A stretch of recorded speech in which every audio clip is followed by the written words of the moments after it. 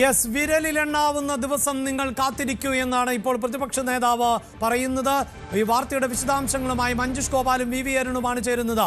മഞ്ജുഷ, നേരത്തെ തന്നെ അഭ്യൂഹങ്ങൾ ശക്തമായിരുന്നു. ഒടുവിൽ ആ തീരുമാനത്തിലേക്ക് ജോസ് കെ മാണി വിഭാഗം എത്തിയിരിക്കുന്നു. ഇനി ദിവസങ്ങൾക്കുള്ളിൽ അത് സംബന്ധിച്ച ഒരു ഔദ്യോഗികമായ പ്രഖ്യാപനം അതല്ലേ ശേഷിക്കുന്നത്?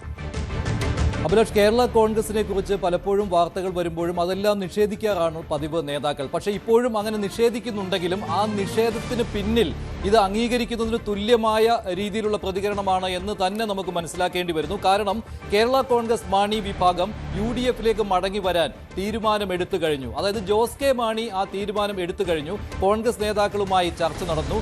കോൺഗ്രസ് ഹൈക്കമാൻഡിൽ നിന്ന് ഉറപ്പ് ജോസ് കെ മാണിക്ക് കിട്ടിയിട്ടുമുണ്ട്. ഇനി കോൺഗ്രസ് ഹൈക്കമാൻഡിൽ നിന്ന് ഒരു കത്തുമായിട്ടായിരിക്കും അടുത്ത സ്റ്റിയറിംഗ് കമ്മിറ്റി യോഗത്തിൽ, അത് വെള്ളിയാഴ്ചയാണ് കോട്ടയത്ത് ചേരാൻ പോകുന്നത്, ആ സ്റ്റിയറിംഗ് കമ്മിറ്റി യോഗത്തിലേക്ക് ജോസ് കെ മാണി വരാൻ പോകുന്നത്.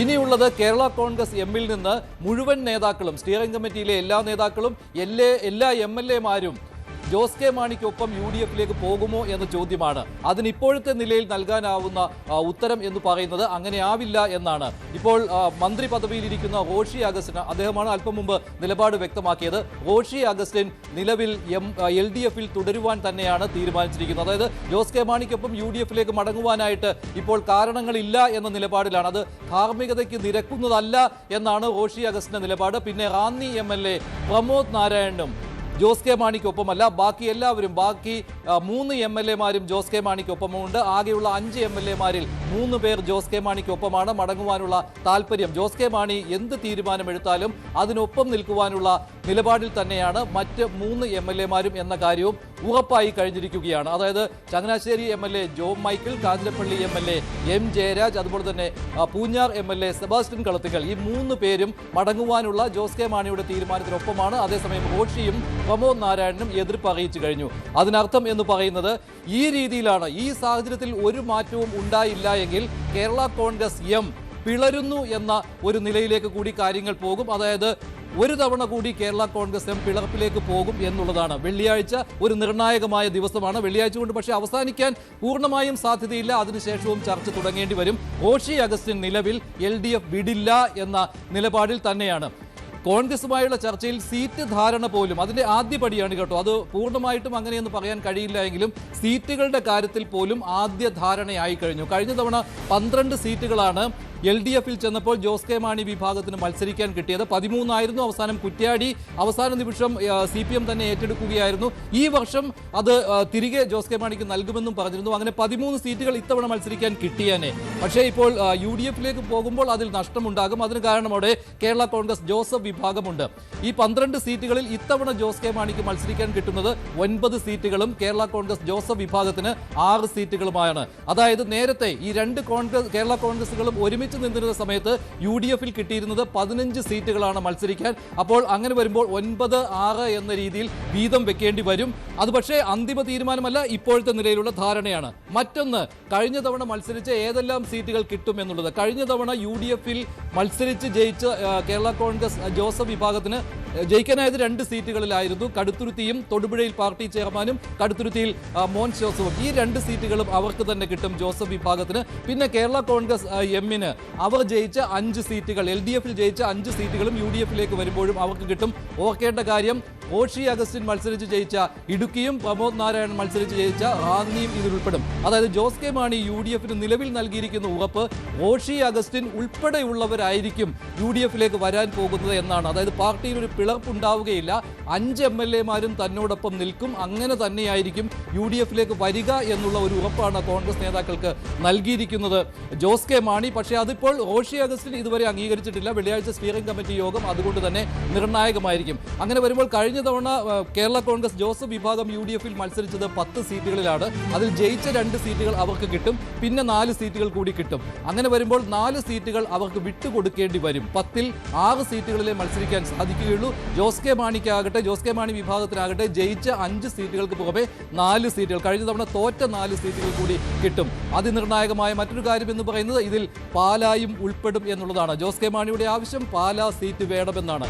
ഇതാണ് വലിയൊരു കീറാമുട്ടിയായി നിൽക്കുന്നത്. കാരണം മാണി സി കാപ്പനാണ് നിലവിൽ പാലായിലെ MLA. UDF-ലാണ് അദ്ദേഹം ഉള്ളത്. അപ്പോൾ അതിസങ്കീർണമായ ഒന്നാണ്. പാല വേണം അല്ലെങ്കിൽ കടുത്തുരുത്തി വേണം എന്നുള്ള നിലപാടാണ്. പക്ഷേ കടുത്തുരുത്തി നൽകുവാൻ സാധിക്കില്ല. അവിടെ ജോസഫ് വിഭാഗത്തിന്റെ അതിശക്തമായ എതിർപ്പുണ്ടാവും. ജോസഫ് വിഭാഗത്തിന്റെ MLA ആയ മോൻസ് ജോസഫ് വീണ്ടും മത്സരിക്കാനിരിക്കുന്ന കടുത്തുരുത്തിയിൽ അത് നടക്കുകയില്ല. പക്ഷേ പാലായിൽ മത്സരിക്കണമെങ്കിൽ ഇങ്ങനെയൊരു പ്രശ്നമുണ്ട്. പക്ഷേ നിലവിലെ സാഹചര്യത്തിൽ പാല ഉൾപ്പെടെ നൽകിക്കൊണ്ടാണ് ജോസ് കെ മാണിയെ UDF-ലേക്ക് കൊണ്ടുവരുവാനുള്ള ഈ ഒരു ആദ്യ തീരുമാനം എന്ന് തന്നെ പറയാം. പക്ഷേ ഇത് അന്തിമമായി തന്നെ അങ്ങനെ തന്നെയാണ് നിൽക്കുക. കോൺഗ്രസ് ഹൈക്കമാൻഡിൽ നിന്നുള്ള കത്ത് കൂടി കിട്ടിക്കഴിഞ്ഞാൽ സ്റ്റിയറിംഗ് കമ്മിറ്റി യോഗത്തിലേക്ക് ആ കത്തുമായിട്ടായിരിക്കും ജോസ് കെ മാണി വരാൻ പോകുന്നത്. പിന്നെയുള്ള ഒരു കാര്യം എന്ന് പറയുന്നത് ഈ വിസ്മയം ഉണ്ടാകുമെന്ന് VD സതീശൻ പറയുമ്പോഴും ജോസഫ് വിഭാഗം ഇക്കാര്യം അംഗീകരിച്ചിട്ടില്ല. പക്ഷേ നേരത്തെയും ജോസഫ് വിഭാഗം വ്യക്തമാക്കിയിരുന്നു. നിലവിലെ സാഹചര്യത്തിൽ മധ്യ കേരളം പിടിക്കുന്നതിന് വേണ്ടി കേരള കോൺഗ്രസ് മാണി വിഭാഗത്തിന്റെ ആവശ്യമില്ല. ഇപ്പോഴത്തെ നിലയ്ക്ക് നിലവിലെ സ്ഥിതി വെച്ചുകൊണ്ട് തന്നെ ജയിക്കാൻ കഴിയും. മാണി വിഭാഗം വന്നാൽ അത് കൂടുതൽ പ്രശ്നങ്ങൾ UDF-ൽ ഉണ്ടാകും. പ്രാദേശിക കോൺഗ്രസ് നേതാക്കളും കേരള കോൺഗ്രസ് ജോസഫ് നേതാക്കളും അതിൽ അതൃപ്തിയുള്ളവരാണ്. അതുകൊണ്ട് നിലവിൽ തദ്ദേശ ഭരണ തെരഞ്ഞെടുപ്പിലെയും ലോക്സഭാ തെരഞ്ഞെടുപ്പിലെയും ഫലസൂചന വെച്ച് നോക്കുകയാണെങ്കിൽ UDF-ന് കോട്ടയവും ഇടുക്കിയും പത്തനംതിട്ടയും ജയിക്കാൻ കഴിയും കേരള കോൺഗ്രസ് മാണിയുടെ സഹായമില്ലാതെ എന്നുള്ളതാണ് ജോസഫ് വിഭാഗത്തിന്റെ തീരുമാനം. അതുമാത്രമല്ല 10 സീറ്റുകൾ ഞങ്ങൾക്ക് മത്സരിക്കാൻ തന്നത് അത് ഇത്തവണയും വേണമെന്നുള്ള ആവശ്യവും ജോസഫ് വിഭാഗം ഉന്നയിക്കുന്നുണ്ട്. പക്ഷേ ജോസഫ് വിഭാഗത്തിന് ഇത് എത്ര നാൾ ഈ രീതിയിൽ മുന്നോട്ട് പോകാൻ കഴിയുമെന്നുള്ളത് പ്രശ്നമാണ്. കത്തോലിക്ക സഭയുടെ ശക്തമായ സമ്മർദ്ദം ഇക്കാര്യത്തിലുണ്ട്. 2 കേരള കോൺഗ്രസുകളും ഒരു മുന്നണിയിൽ അത് UDF-ൽ നിൽക്കണം എന്നുള്ള ആവശ്യം കത്തോലിക്ക സഭയ്ക്കുള്ളതാണ്. പ്രത്യേകിച്ച് സീറോ മലബാർ സഭയ്ക്കുള്ളതാണ്. അതിനാൽ തന്നെ സഭയിലെ ബിഷപ്പുമാർ പോലും ഈ ചർച്ചകളിൽ പങ്കെടുത്തിട്ടുണ്ട്. അത് നേരത്തെയും അങ്ങനെ അറിയാവുന്ന കാര്യമാണ്. ജോസ് കെ മാണി പോലും ഇത്തരമൊരു സമ്മർദ്ദത്തിൽ തന്നെയാണ്. അതിന് കാരണം LDF-ൽ നിൽക്കുന്നതിനേക്കാൾ UDF-നെ പിന്തുണയ്ക്കുന്നതാണ് നല്ലത് എന്ന നിലപാടിലേക്ക് പോയിട്ടുണ്ട് കത്തോലിക്ക സഭ. അതിനാൽ തന്നെ ഈ വിഷയത്തിൽ ജോസ് കെ മാണിയും ഒരു സമ്മർദ്ദത്തിലാണ്. പക്ഷേ നിലവിലെ കാര്യങ്ങൾ വെച്ച് നോക്കുമ്പോൾ ജോസ് കെ മാണി UDF-ലേക്ക് എന്ന് തന്നെയാണ്. കേരള കോൺഗ്രസ് മാണി വിഭാഗം LDF വിടാൻ ഒരുങ്ങുകയാണ്. അവിടെ പ്രശ്നമായിരിക്കുന്നത് മന്ത്രി റോഷി അഗസ്റ്റിന്റെ നിലപാടാണ്. അദ്ദേഹം LDF വിടാൻ കൂട്ടാക്കിയിട്ടില്ല. അദ്ദേഹം LDF-ൽ തുടരുമെന്ന് അറിയിക്കുന്നു. മറ്റൊരു കാര്യം, LDF നടത്താൻ പോകുന്ന ജാഥയുടെ മധ്യമേഖല ക്യാപ്റ്റൻ ജോസ് കെ മാണിയാണ്. പക്ഷേ അദ്ദേഹം മധ്യമേഖല ക്യാപ്റ്റൻ ആവുകയില്ല. ആ സമയം പാർലമെന്റ് സമ്മേളനം നടക്കുന്ന സമയം എന്ന കാരണം ചൂണ്ടിക്കാണിച്ചുകൊണ്ട് അതിൽ നിന്ന് ഒഴിയുവാനുള്ള തീരുമാനത്തിലാണ് അദ്ദേഹം. അങ്ങനെയെങ്കിൽ റോഷി അഗസ്റ്റിൻ ആ ജാഥ ക്യാപ്റ്റൻ സ്ഥാനം ഏറ്റെടുക്കൂ. ഒട്ടേറെ അഭ്യൂഹങ്ങൾ ഇങ്ങനെ പരക്കുമ്പോഴും ഒരു കാര്യം ഉറപ്പിച്ചു പറയാം, നിലവിലെ സാഹചര്യത്തിൽ ജോസ് കെ മാണി UDF-ലേക്ക് വരാൻ പോവുകയാണ്. VD സതീശൻ പറയുന്ന വിസ്മയം അത് തന്നെയാണ്. സീറ്റുകളുടെ കാര്യത്തിൽ പോലും ധാരണയായി കഴിഞ്ഞു. 9-6 ചിലപ്പോൾ ഒരു സീറ്റ് കൂടി അധികം നൽകുവാനും അവസാനവട്ട ചർച്ചകളിൽ ഒരു തീരുമാനം ഉണ്ടായേക്കാം. അങ്ങനെ വരുമ്പോൾ 16 എന്ന രീതിയിലേക്ക് വരാം. ജോസഫ് വിഭാഗത്തെ അനുനയിപ്പിക്കേണ്ടതുണ്ട്. പക്ഷേ അവർ ജയിച്ച സീറ്റുകൾ അവർക്ക് തന്നെ കിട്ടുക ചെയ്യും. പക്ഷേ എങ്കിൽ പോലും ഒരു എതിർപ്പ് ജോസഫ് വിഭാഗത്തിൽ നിന്നുണ്ടാവും. പക്ഷേ ആ എതിർപ്പുമായിട്ട് അവർക്ക് മുന്നോട്ട് പോകാൻ ബുദ്ധിമുട്ടാണ്. ഒരു കാര്യം കൂടിയുണ്ട് അഭിലാഷ്, മധ്യ കേരളത്തിലെ പല പ്രാദേശിക കോൺഗ്രസ് നേതാക്കളും ഇക്കാര്യത്തിൽ ഇങ്ങനൊരു തീരുമാനം വേണ്ട എന്ന് KPCC-യെ അറിയിച്ചിട്ടുണ്ട്. അവർ മുതിർന്ന നേതാക്കളെ ഇക്കാര്യം അറിയിച്ചിട്ടുണ്ട്. ഇത് ആത്മഹത്യാപരമാണെന്നും അണികൾക്ക് ഇത് അംഗീകരിക്കുവാൻ പ്രയാസമുണ്ടാകുമെന്നും നിർണായകമായ ഘട്ടത്തിൽ മുന്നണിയെ ചതിച്ചവരാണ് കേരള കോൺഗ്രസ് മാണി വിഭാഗം എന്ന കാര്യം അവർ ചൂണ്ടിക്കാണിക്കുകയും നിലവിൽ അവർ ഇല്ലാതെ തന്നെ ജയിക്കാൻ കഴിയുമെന്ന സാഹചര്യത്തിൽ എന്തിനാണ് തോൽക്കാൻ തയ്യാറായി നിൽക്കുന്നവരെ തിരികെ കൊണ്ടുവന്ന് അവരെ MLA-മാരും മന്ത്രിമാരുമാക്കാൻ സഹായിക്കുന്നത് എന്ന ചോദ്യം പ്രാദേശിക കോൺഗ്രസ് നേതാക്കൾക്കും ജോസഫ് വിഭാഗത്തിനുമുണ്ട്.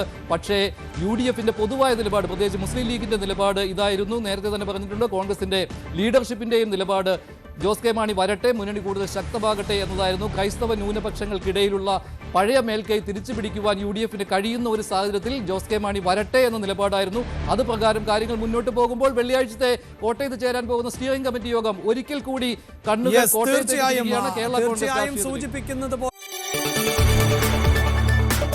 കൂടുതൽ വാർത്തകൾക്ക് News 18 കേരളം യൂട്യൂബ് ചാനൽ സബ്സ്ക്രൈബ് ചെയ്യുക.